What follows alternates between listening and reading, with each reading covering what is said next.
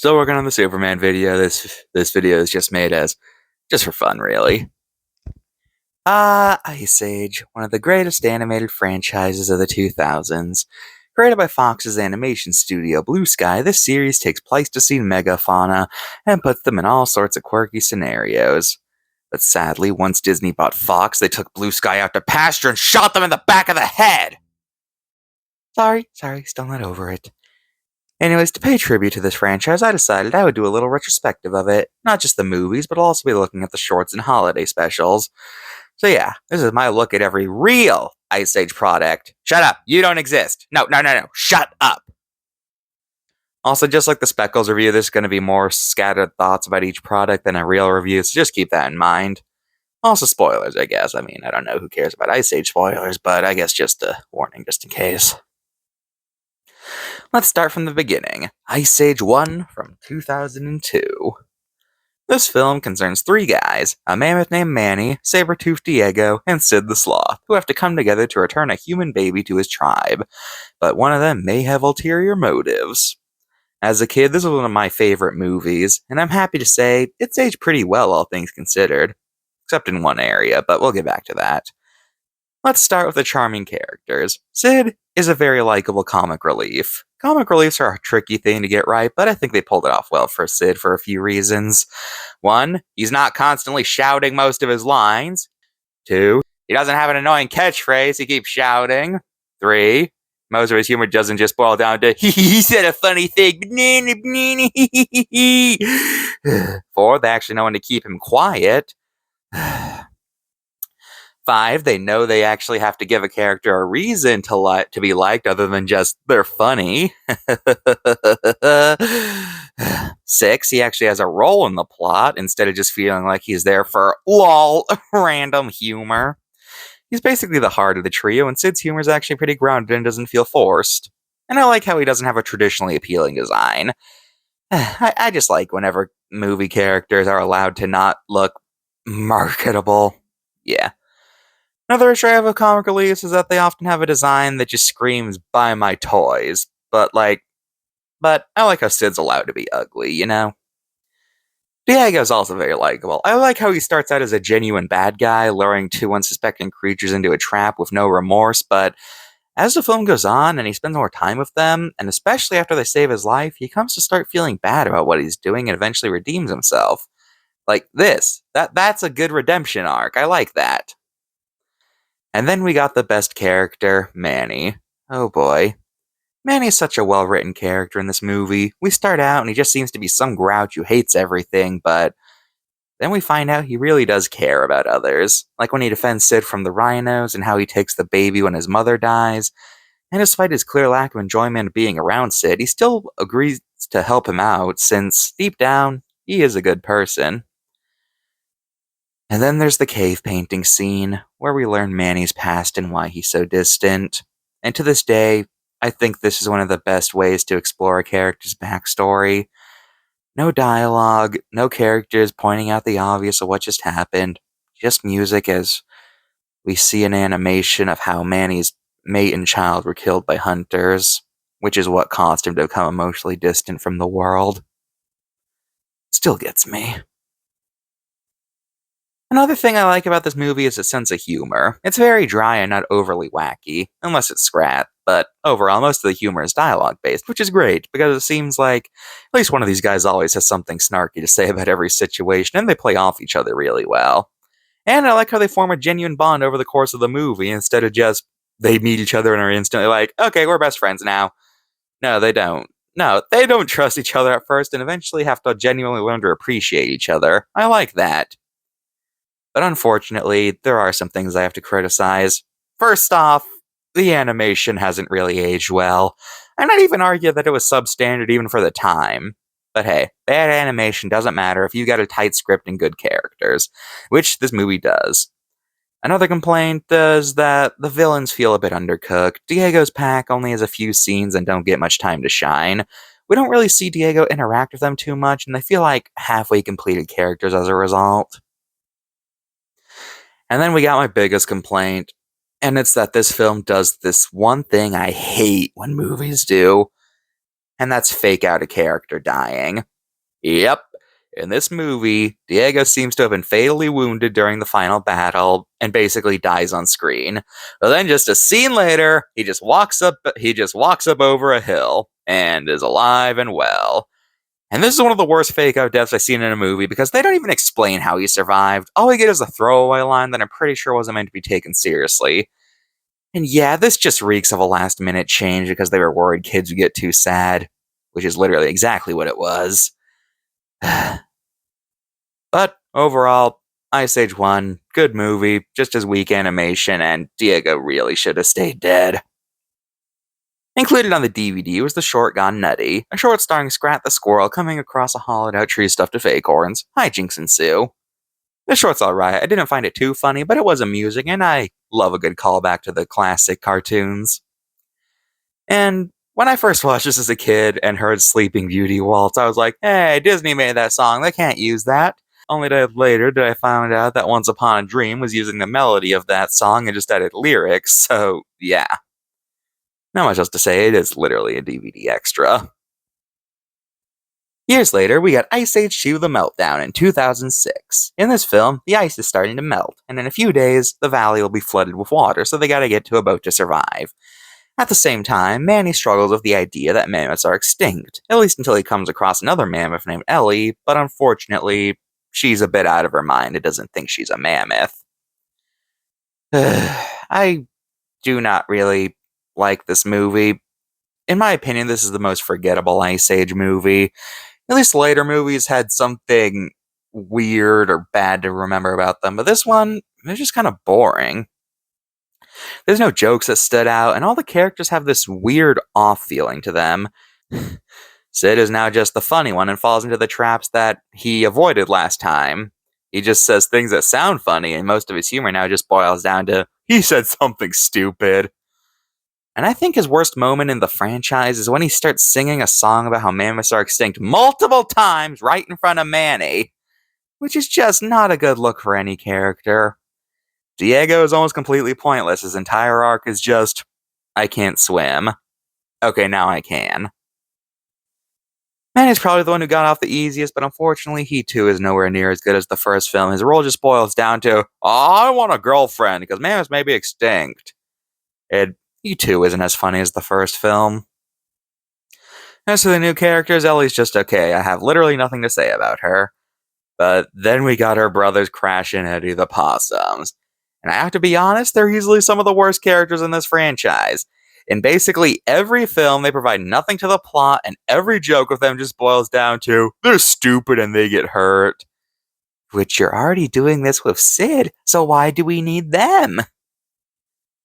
As for the villains this time around, we got Cretaceous and Maelstrom, the Mesozoic sea reptiles. Look, I like these guys. They have cool designs, but they provide nothing for this movie. Apparently they were only made because they thought the film needed an antagonist, but isn't the fact that a flood is coming enough of a conflict? Why do we need these two? They just scream last minute addition because they get one scene where they attack the main characters, then a brief role in the climax, and that's it. You could easily rewrite this movie to remove them. Also, there's this scene where Sid is kidnapped by mini-sloths and is worshipped as a god for a bit before almost being sacrificed. These guys are also pointless. Their scene seems to only exist for more, random humor, and they provide literally nothing to the plot. Sid just escapes, and then the plot continues on like they never existed. Do I have anything nice to say about this movie? I guess it's cool how much the animation's already progressed. The characters undeniably look better this time around, so they clearly got a higher budget. That's about it. This movie feels like a direct-to-video sequel, and I have nothing more to say about it. It's a massive step down from the first film in basically every way, but it made nearly twice as much money as the first film, so that means more sequels. Just like the first film, the DVD for this one had another Scrat short, No Time for Nuts, where Scrat comes across a time machine and chases his acorn throughout history. I actually quite like this short, it's very creative and charming. Notably, it later got an extended version that got released as a theme park attraction. Basically just adds more gags. So yeah, pretty good short. Next, we got another short, but this time it was not star Scrap, but rather Sid. Surviving Sid, released as a DVD extra for Horton Hears a Who. In this short, Sid starts a summer camp. And really, the only joke in this thing is that Sid is bad at doing a camp thing. That's really it. There's basically nothing to say about this one. It's just a few minutes of Sid is stupid jokes that ends with him making the Grand Canyon. That's all there really is to say there. Ice Age 3, Dawn of the Dinosaurs from 2009. I find it an improvement over 2, but still not as good as the first film. In this film, Sid stumbles across some eggs in a cave and decides to raise them as his own. Unfortunately, these turn out to be T-Rex eggs, and the mother comes looking for them. She takes the babies and Sid back home, where as it turns out, the dinosaurs had survived extinction by going underground. Also, Manny and Ellie are having a baby, I guess.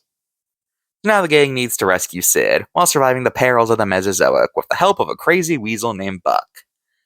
Speaking of, I think the reason I like this movie so much is entirely because of Buck. He's just the best. I like characters who seem crazy or stupid, but are actually very competent, and he just tickles that fancy for me. Despite being a tiny weasel, he always manages to come out on top against these behemoth dinosaurs, and that's just cool. Plus, how could I forget the iconic, "Sadly, yes, but I lived"? He's just awesome and definitely the highlight of the movie. Sadly, though, the other characters are still not as good as the first. Sid basically has one joke in this movie, and it's, "Get it? He's acting like a mom. Laugh." Though I will admit it is sweet how well he gets along with the baby T-Rexes, and it's nice how their actual mother does come to appreciate him. Diego is still here. This time his character arc is, "I'm not good at running anymore." Riveting. Why did they bring him back again? It seems like they had no ideas of what to do with him. And Manny is now just reduced to overly concerned husband. That's lovely.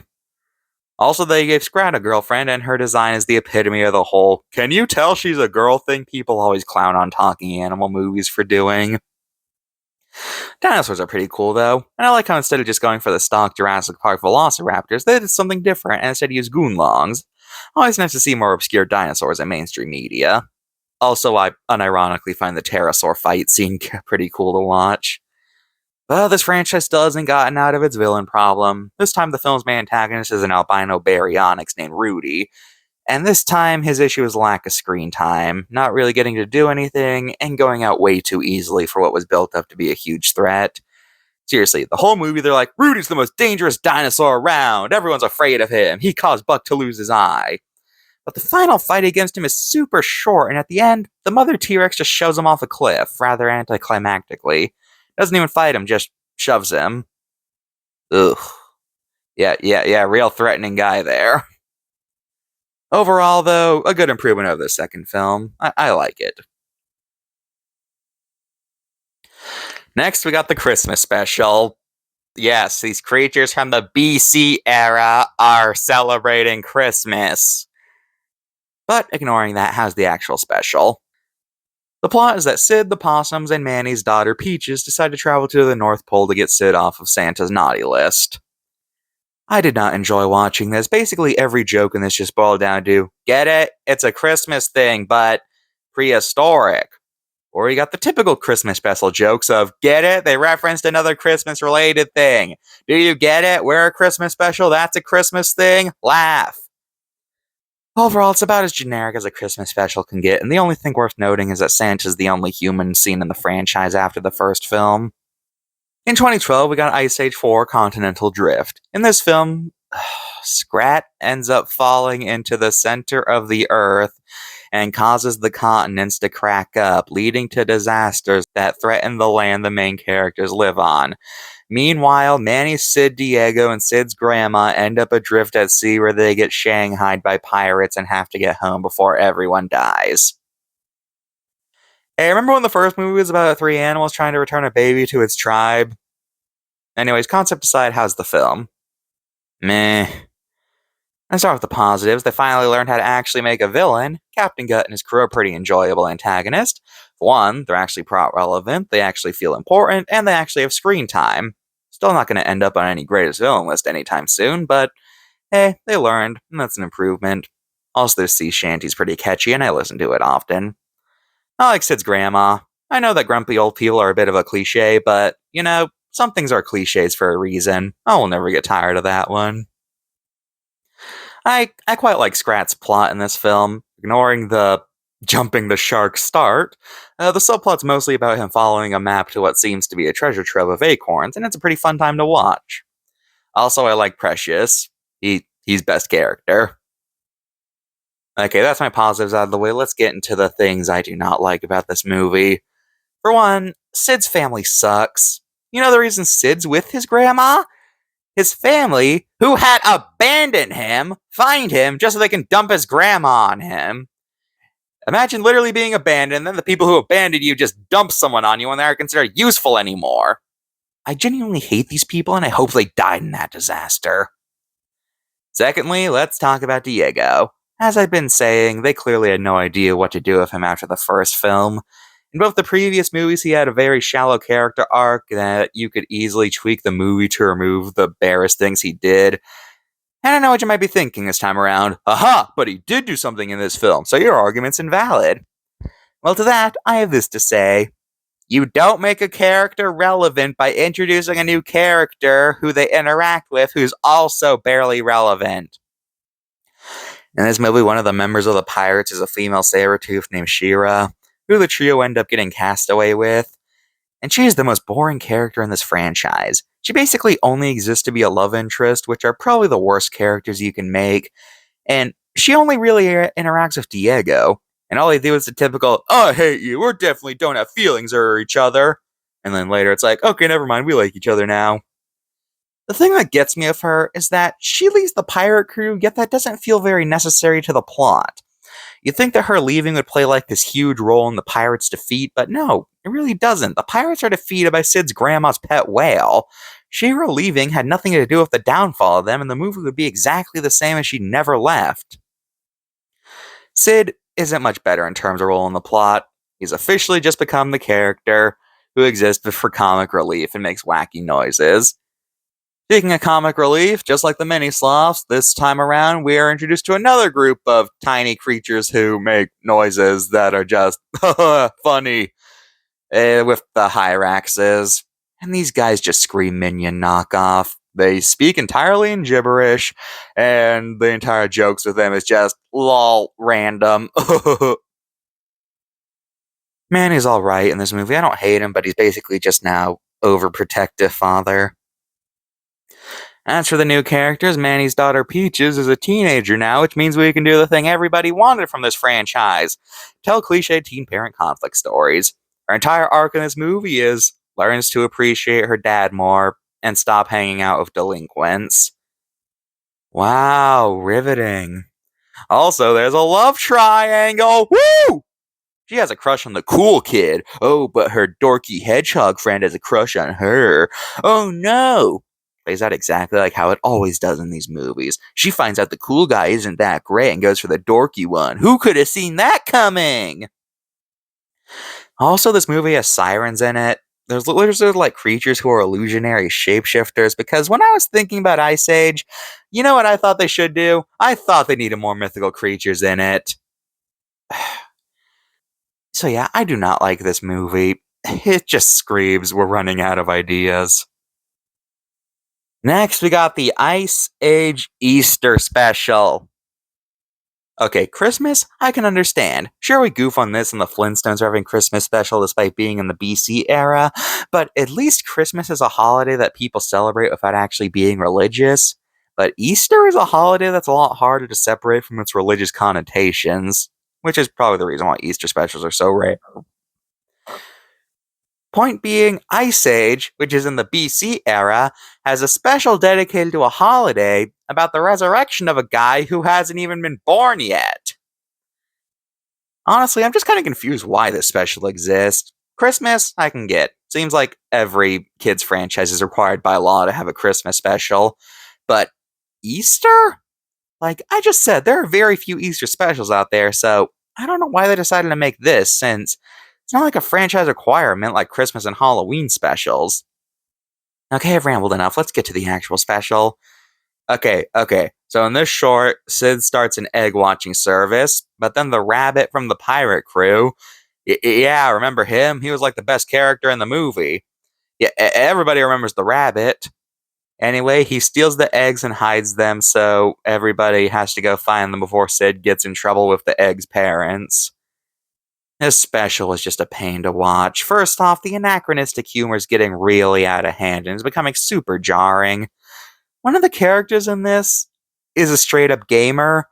He talks like a gamer and he's constantly tapping at a rock shaped like a game controller. Secondly, just like the Christmas special, most of the jokes in this are just, get it? It's a thing you do on this holiday, but prehistoric. I'm done here. Why is it so hard to get a good Easter related thing? It can't be that hard to make an Easter special, right? Right? Then we got Ice Age 5 Collision Course. In this movie, Scrat finds a spaceship and creates the solar system. But during the process, he launches a meteor towards the Earth, so now the animals have to stop the giant meteor, not survive, stop it. Joy. Do I have any positives with this movie? No. I mean this with no exaggeration when I say this is one of the stupidest movies I have ever watched. I actively felt myself getting dumber while watching it. Let's start with the characters and their subplots because I guess the end of the world wasn't enough of a conflict. No, we need to have something else. Yeah, why not? Manny's subplot is I'm afraid of letting my daughter get married because I guess in this prehistoric society, marriage is a thing. How does that even work? Do you need to get a marriage license or can they just let any random animal officiate it? Legally binding or can you just leave and that's their equivalent of divorce? What about animals? What about animals like lions or hyenas, which have multiple mates? Do they have to get married? I'm not going to think about it too long. Anyway, Peaches is getting married to a new character named Julian. Best way to describe him? You know those YouTube channels hosted by some random blonde guy that do nothing but shout 24/7 and are always saying things like, bro or dude? That's him. And it's just as annoying as it sounds. Oh, what? What happened to the hedgehog? Oh, he's been reduced to a cameo and is never acknowledged by anyone. Good to see that entire subplot was pointless. Diego is still as pointless as ever. His plot is he and Shira are thinking of having kids but aren't sure because other animals are afraid of them. Yeah, because the kids of other species are afraid of you, you think you shouldn't have kids, even though they would be your species, and why would they be afraid of their own? Whatever, I'm thinking too much about it. This isn't even really a subplot, it only comes up at the beginning and end of the movie. Other than that, I don't remember a single thing Diego said or anything he did. That's how pointless he is. And Sid's plot is that he gets a girlfriend. Yay! And it's with a sloth whose personality is just love interest. Yay! I'm so glad that they give Sid a love interest. Yay! Everybody gets a girlfriend. You get a girlfriend. You get a girlfriend. Everyone gets a girlfriend. All right. I'm going to say it, and the Ice Age fandom might hang me for saying this, but Sid should have married the mother T-Rex, you cowards. If Donkey can marry a dragon, then Sid should be allowed a dinosaur wife. Why did I write that? Oh, right, because it's the truth. The Ice Age fandom will hang me for heresy, but it's the truth, I tell you, the truth. On the topic of dinosaurs, Buck's back. Yay! But he's nowhere near as funny as Ice Age 3. He spends most of the movie thinking a pumpkin's a baby, and they really milk that joke. It's bad enough when the initial joke isn't funny, but when you keep repeating it, it just gets worse and worse. Also, after the last movie fixed its villain problem, this film falls right back into it. The bad guys this time around are the Dino Birds, a group of flying dinosaurs who can talk. I thought the dinosaurs couldn't talk, but whatever. These guys fall right into the pointless camp. Like Ice Age 2, this film thinks, gee, the end of the world isn't enough of a threat. We need a villain for some reason. And that's where these guys come in. Basically, they want to stop the gang from stopping the meteor because they think they can just fly over its destruction. Yes, that's their entire motivation. Also, they do this thing that I despise when villains do in writing, and that's when the narrative treats them as a bigger threat than they are. Like throughout the movie, it's like, oh no, the Dino Birds are approaching. Everyone's terrified. Oh no, the Dino Birds. This is serious. but when they actually meet, they never do anything threatening and are easily dealt with. I hate when movies do this because it's the epitome of telling instead of showing. Instead of showing us why these guys are so dangerous and feared, it just tells us they are a major threat. Yay! Also, this is a prophecy movie. At one point, Buck comes across a tablet showing that apparently this is a natural cycle that repeats throughout history. And also, the meteor is being drawn by another meteor on the planet. You know, even though we literally saw that scrap launch it towards Earth. Nope, no, no, no, nope. It's because of magnets that this is happening. Yep. And apparently, these magnets stop and reverse the aging process because, yeah, this franchise needed magic. Because why not? Speaking of a meteor that apparently is drawing the meteor to Earth, is inhabited by a bunch of guys who provide pretty much nothing for the plot and only exist to tell jokes. Because in this franchise, everyone's a comic relief. If you're not the villain, you're a comic relief. It's like in this movie, there's only two roles for secondary characters: villain or comic relief. Nothing else. Everyone's a comic relief. Everyone!